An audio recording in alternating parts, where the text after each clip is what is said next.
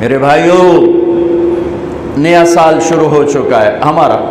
دیکھو، جنوری بھی اللہ کا اور محرم بھی اللہ کا. کیوں کہ چاند بھی اللہ کا اور سورج بھی اللہ کا. یہ بھی تعصب کی بات ہے کہ یہ کافروں کا سال ہے، یہ مسلمانوں کا سال ہے. سورج جب اللہ نے بنایا تو سورج کے گرد کا کیلنڈر بھی اللہ کا. جب چاند اللہ نے بنایا تو چاند کا کیلنڈر بھی اللہ کا. جب سورج اللہ کا ہے اور چاند اللہ کا ہے تو یہ سال ہو یا وہ سال ہو، دونوں ہی اللہ کے ہیں. تقسیم ہے. اللہ نے اپنے محبوب کی امت کو چاند کے گرد گھمایا اور باقیوں کو سورج کے گرد گھمایا. لِتَعْلَمُوا عَدَدَ السِّنِينَ وَالْحِسَابَ، تاکہ تم سال اور مہینوں کا حساب کر سکو. چاند کی گرد ہمیں کیوں گھمایا؟ کہ سورج کا کیلنڈر نارتھ پول پہ فیل ہو جاتا ہے، وہاں سورج نکلتا ہی نہیں 6 مہینے. جہاں 2 مہینے نہیں نکلتا وہاں تو میں بھی گیا. اس سے اور آگے جاؤ تو 6 مہینے سورج نہیں نکلتا اور 6 مہینے ڈوبتا نہیں ہے. تو سورج کا کیلنڈر نارتھ اور ساؤتھ پول پہ فیل ہو جاتا ہے، پتہ نہیں چلتا دن ہے یا رات ہے. یہ مجھے وہاں جا کے سمجھ میں آیا، کتاب پڑھ کے کبھی سمجھ میں نہ تھا. میں جب وہاں آخری دنیا کے کنارے پر پہنچا تو میں نے دیکھا وہ سورج کے گم ہونے کے دن تھے.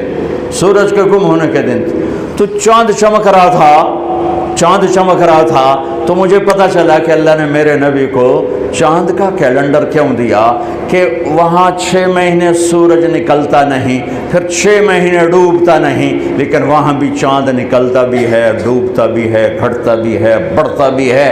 وہاں اگر کوئی مسلمان رہتا ہے تو چاند کو دیکھ کر اپنا نظام صلاۃ بنا سکتا ہے، روزے کا بنا سکتا ہے، نماز کا بنا سکتا ہے. سورج سے نہیں بن سکتا. ہاں، اب آج کی تعلیمات میں گھڑیاں آ گئی تو اس سے پتہ چل گیا، لیکن ایک آدمی جاہل ہے، ان پڑھ ہے، گھڑی کوئی نہیں، تو چاند کو دیکھ کے کہہ سکتا ہے رات آ گئی.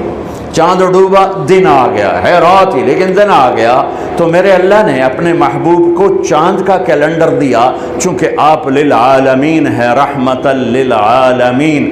تو اس کا تقاضا یہ تھا کہ دنیا کے جس خطے میں میرے نبی کا امتی موجود ہو اس کو نماز کے ٹائم کا پتہ ہو، اسے کیلنڈر کا پتہ ہو، روزے کا پتہ ہو. اس لیے چاند کے گرد گھمایا ہے. ہمارا نیا سال ہے، وہ بھی ہمارا ہے، یہ بھی ہمارا ہے. یہ تعصب کی بات ہے، وہ کافروں کا سال، یہ مسلمانوں کا سال.